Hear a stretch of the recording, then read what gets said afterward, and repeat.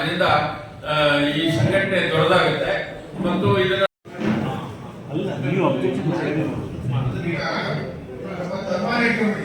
ಸರ್ಕಾರಿ ಅಬ್ಜೆಕ್ಷನ್ ಹಾಕೋಕ್ಕೂ ಕೂಡ ನಿರ್ಣಯ ಮಾಡಿದ್ರು. ಅಬ್ಜೆಕ್ಷನ್ ಹಾಕಕ್ಕೆ ಮಾಸಪಡಿ ಬೇಕು ಅಂತ ಏನಿಲ್ಲ, ಆಡಳಿತ ಮಂಡಳಿಯೇ ನಿರ್ಣಯ ಮಾಡಿ ಮಾಡೋದಕ್ಕೆ.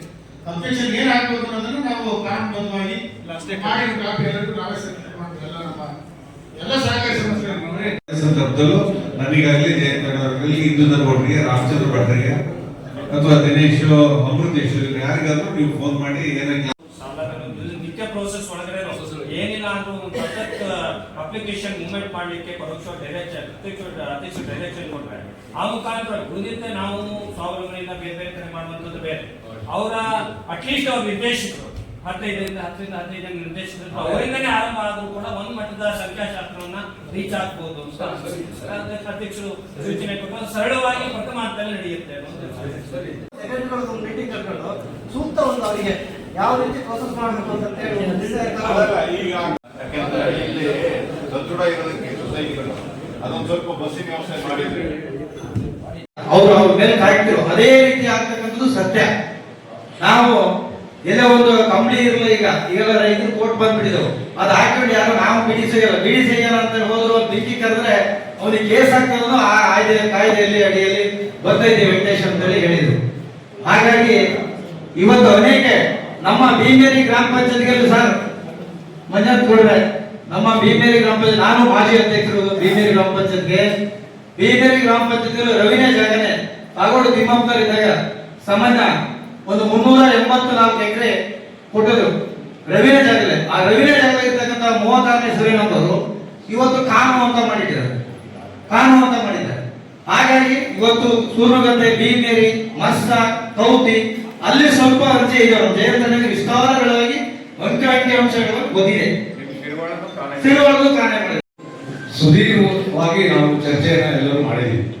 ಯಾಕೆಂದ್ರೆ ಇದು ಸಣ್ಣ ವಿಷಯ ಅಲ್ಲ. ಇದು ನಾನು ಇದನ್ನ ತುಂಬಾ ನೆಗ್ಲೆಕ್ಟ್ ತಗೊಂಡಿದ್ದೆ. ಇದು ಏನಾಗೋದಿಲ್ಲ, ಇದು ಅವಾಗ ಹಿಂದೆ ಬಂದಿದ್ದು, ಈ ಸರಿನೂ ಏನೂ ಆಗಲ್ಲ, ಹೀಗೆ ಹೋಗುತ್ತೆ ಅಂತ ಹೇಳಿ ತುಂಬಾ ನೆಗ್ಲೆಕ್ಟ್ ತಗೊಂಡಿದ್ದೆ. ಕೊನೆಗೆ ಅನೇಕ ಜನ ನಮ್ಗೆ ಕರೆ ಮಾಡಿ ಕೇಳಿದ್ರು, ಏನ್ರಿ ಬೇಸೂರು ಸೇರಿದೆ, ನಿಮ್ಮ ಅಂಬಲಗೋಡು ಸೇರಿದೆ, ಕೋಳೂರು ಸೇರಿದೆ, ಆಮೇಲೆ ಹೊಳೆದಾಚಿಗೆ ಕರೂರು ಮಾರಂಗೆ ಪೂರ್ತಿ ಸೇರಿದೆ, ಒಂದು ಹೊಲ ಮುಸುರಿ ಅಂತ ಇಲ್ಲಲ್ಲ, ಯಾಕೆ ನಿಮ್ಗೆ ಅಣು ವಿದ್ಯುತ್ ಸ್ಥಾವರ ಈಗ ಹೋಗಿದೆಯಲ್ಲ, ಹೋಗಲಿ ಅಂತ ಸುಮ್ಮನೆ ಇದೆಯಾ ಅಂತ ಕೇಳಿ.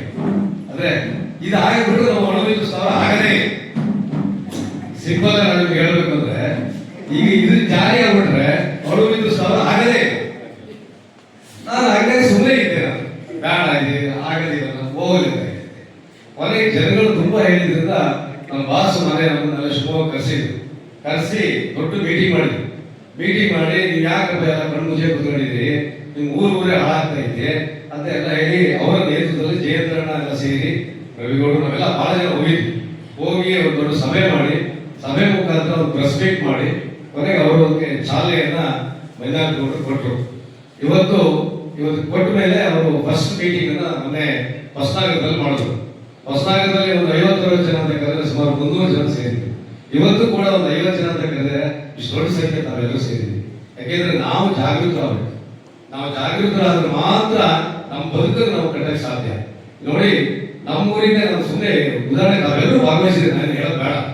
ಅವತ್ತು ನಾವು ಅಣು ವಿದ್ಯುತ್ ಸ್ಥಾವರದ ಬಗ್ಗೆ ಸುಮ್ಮನೆ ಮುಚ್ಚಾಕೊಂಡು ಮಲ್ಕೊಂಡಿದ್ರೆ ಇವತ್ತು ಆಗಲೇ ಅದು ಪ್ರೊಸೆಸಿಂಗ್ ಆಗ್ಬಿಡ್ತಿತ್ತು. ಹಿಂಗೆ ವರದಿ ಎಲ್ಲ ಅಲ್ಲಿ ಲೀಕ್ ಆದ ತಕ್ಷಣ ಅದಕ್ಕೆ ಏನೇ ಮಾಡಬೇಕು ಅಂತ ಹೇಳಿ ಎಲ್ಲ ನಮ್ಮ ಊರವರು ಮುಖಂಡರುಗಳ ಜೊತೆಗೆಲ್ಲ ಸಭೆ ಮಾಡಿದ್ವಿ. ಹುಡುಗರುಗಳು ಎದ್ದು ಬಂದ್ರು, ನಮ್ಮ ಜೊತೆಗೆ ನಿಂತರು. ಆಮೇಲೆ ಮಾಧ್ಯಮ ನಮ್ಮ ಜೊತೆಗೆ ನಿಂತು. ನೋಡಿ, ಎಲ್ಲಕ್ಕಿಂತ ಇಂಪಾರ್ಟೆಂಟ್ ಮಾಧ್ಯಮ. ಇವತ್ತು ನಾವು ಮಾಧ್ಯಮಗಳನ್ನ ಹೊಗಳಲೇಬೇಕು. ಯಾಕೆಂದ್ರೆ ಇವತ್ತು ಇಡೀ ಕರ್ನಾಟಕಕ್ಕೆ ನಮ್ಮ ಅಣು ವಿದ್ಯುತ್ ಸ್ಥಾವರ ಇಡೀ ನ್ಯಾಷನಲ್ ಲೀವ್ಸ್ ಆಗ್ಬಿಡ್ತದೆ. ನನಗೆ ಎಲ್ಲ ಮಾಧ್ಯಮಗಳು ನ್ಯಾಷನಲ್ ಲೀವ್ಸ್ ಅವರು ನನಗೆ ಕಾಲ್ ಮಾಡಿದ್ರು, ಏನ್ರಿ ಇದು ಅಣು ವಿದ್ಯುತ್ ಸ್ಥಾವರ ಅಂತೆ. ಅದ್ರ ಅಷ್ಟು ಕೊಟ್ಟವರು ಮಾಧ್ಯಮ. ಹಾಗಾಗಿ ಇದಕ್ಕೂ ಕೂಡ ಮಾಧ್ಯಮ ಭಾರಿ ಇಂಪಾರ್ಟೆಂಟ್. ನಾವು ಮಾಧ್ಯಮವನ್ನು ಬೆಳೆಸ್ಕೋಬೇಕು ತುಂಬಾ. ಯಾಕೆಂದ್ರೆ ಸೋಷಿಯಲ್ ಮೀಡಿಯಾ, ನಮ್ಮ ಹುಡುಗರುಗಳೆಲ್ಲ ಸೋಷಿಯಲ್ ಮೀಡಿಯಾದ ಸಿಕ್ಕಾಪಟ್ಟೆ ಒಂದು ಅಣು ವಿದ್ಯುತ್ ಸ್ಥಾವರಗಳನ್ನು ಹಾಕಿದ್ರು. ಯಾಕೆಂದ್ರೆ ನೀವು ಎಲ್ಲಿ ಓಪನ್ ಮಾಡಿದ್ರು ಅಣು ವಿದ್ಯುತ್ ಸ್ಥಾವರ. ಸಾರ್ವಜನಿಕರಿಗೆ ಹೇಳೋದಕ್ಕಿಂತಲೂ ಸರ್ಕಾರಕ್ಕೆ ನಾವು, ಅದು ಕೇಂದ್ರ ಸರ್ಕಾರ ಇರ್ಬೋದು, ರಾಜ್ಯ ಸರ್ಕಾರ, ನಾವು ಎತ್ತಲ ಬೆಳ್ಮಾಡಿ ತೋರಿಸ್ತಿದ್ವಿ ಅಂದರೆ ಈಗ ಕಸ್ತೂರಿ ರಂಗನ್ ವರದಿ ಸೆಂಟ್ರಲ್ ಗೌರ್ಮೆಂಟ್ ಅಂಡರ್ನಲ್ಲಿ ನಡೀತಾ ಇದೆ ಅಂತ. ಹಂಗಂತ ರಾಜ್ಯದವ್ರ ಪಾಲು ಏನು ಇಲ್ವಾ, ಧ್ವನಿ ಎತ್ತಬಾರ್ದ ಅನ್ನುವಂಥದ್ದು ಕೂಡ ಇಲ್ಲಿ ಪ್ರಶ್ನೆ ಆಗಿದೆ. ಇದು ಬಹಳ ದೊಡ್ಡ ಮಾರಕವಾದಂಥ ಒಂದು ಯೋಜನೆ. ಇವತ್ತು ಬದುಕು ಮುಖ್ಯನ ಅಥವಾ ಇರುವಂಥ ವ್ಯವಸ್ಥೆಯನ್ನು ಉಳಿಸೋದು ಮುಖ್ಯ ಅನ್ನೋಂಥದ್ದು ಶುರುವಾಗಿದೆ.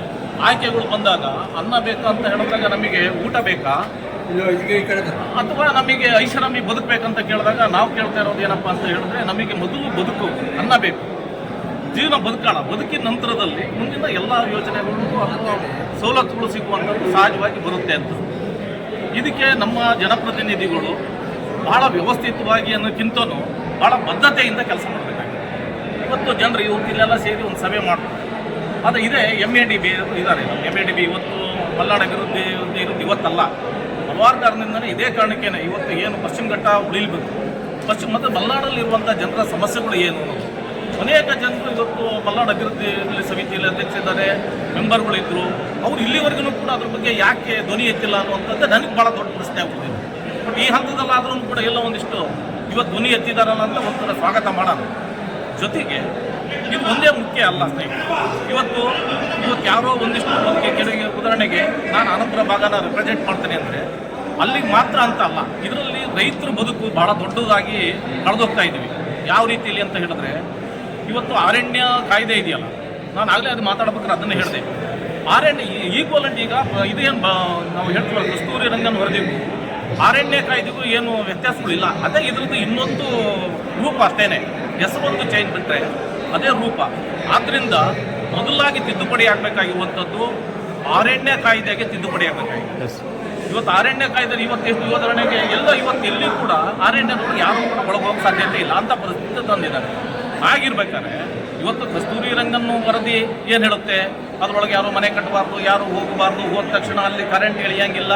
ಒಟ್ಟು ಟೋಟಲ್ ಆಗಿ ಮನುಷ್ಯ ಮತ್ತೆ ಯಾವ ಥರಪ್ಪ ಅಂತ ಹೇಳಿದ್ರೆ ಹಿಂದಿನ ನಮ್ಮ ಪೂರ್ವಜರು ಇದ್ರಲ್ಲ, ತಂದಿ ಹಚ್ಕೊಂಡು ಹಾಡಿ ಒಳಗೆ ಬದುಕುವಂಥ ಒಂದು ವ್ಯವಸ್ಥೆ, ಮತ್ತೆ ಯಥಾವತ್ತು ಸಮುದಾಯವನ್ನು ಸಮಾಜವನ್ನು ಆ ಕಡೆ ತಗೊಂಡು ಹೋಗುವಂಥ ಒಂದು ವ್ಯವಸ್ಥಿತವಾದಂಥ ಸಂಚು, ಇದು ಬಹಳ ಪ್ರಬಲರು.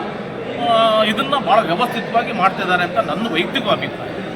ಆದ್ದರಿಂದ ಇದ್ರ ಬಗ್ಗೆ ಜನಸಾಮಾನ್ಯರು ಇದ್ರ ಬಗ್ಗೆ ಧ್ವನಿ ಎತ್ತಬೇಕು. ಜೊತೆಗೆ ನಮ್ಮ ರಾಜಕಾರಣಿಗಳು, ನಮ್ಮ ಜನಪ್ರತಿನಿಧಿಗಳಿದಾರಲ್ಲ, ಅವರು ಇದ್ರ ಬಗ್ಗೆ ಸರಿಯಾದ ಮಾಹಿತಿಯನ್ನು ಫಸ್ಟ್ ತಿಳ್ಕೊಂಡು ಅಸೆಂಬ್ಲಿ ಒಳಗೆ ಇದ್ರ ಬಗ್ಗೆ ಭಾಳ ವ್ಯವಸ್ಥಿತ ಧ್ವನಿ ಎತ್ತಿದ್ರೆ ಅವರಿಗೂ ಕೂಡ ಒಂದು ಶಕ್ತಿ ಬರ್ತದೆ. ಆಮೇಲೆ ಜನರಿಗೂ ಕೂಡ ಒಂದು ನಂಬಿಕೆ ಬರ್ತದೆ, ಅವರು ಎಲ್ಲರೂ ಫಾಲೋ ಮಾಡೋದು. ಆದ್ದರಿಂದ ಈ ಮುಖಾಂತರ ನಾನು ಎಲ್ಲ ಜನಪ್ರತಿನಿಧಿಗಳಲ್ಲಿ ಮನವಿ ಮಾಡ್ಕೊಳ್ಳೋದು ಇಷ್ಟೇ, ಇವರು ಅಸೆಂಬ್ಲಿ ಒಳಗೆ ಪಾರ್ಲಿಮೆಂಟ್ ಒಳಗೆ ಬರೀ ಚುನಾವಣೆ ಬಂದಾಗ ನಾವು ವೋಟ್ ಹಾಕ್ರಿ ಅದೆಲ್ಲ, ನಮ್ಮ ಬದುಕನ್ನು ಗಟ್ಟಿಗೊಳಿಸುವಂಥ ಕೆಲಸ ಭಾಳ ಗುರುತರವಾದಂಥ ಜವಾಬ್ದಾರಿ ಜನಪ್ರತಿನಿಧಿಗಳ ಮೇಲೆ ಇದೆ ಅನ್ನೋದನ್ನು ನಾನು ಸಂದರ್ಭದಲ್ಲಿ ಹೇಳಲಿಕ್ಕೆ ಇಷ್ಟಪಡ್ತೀನಿ.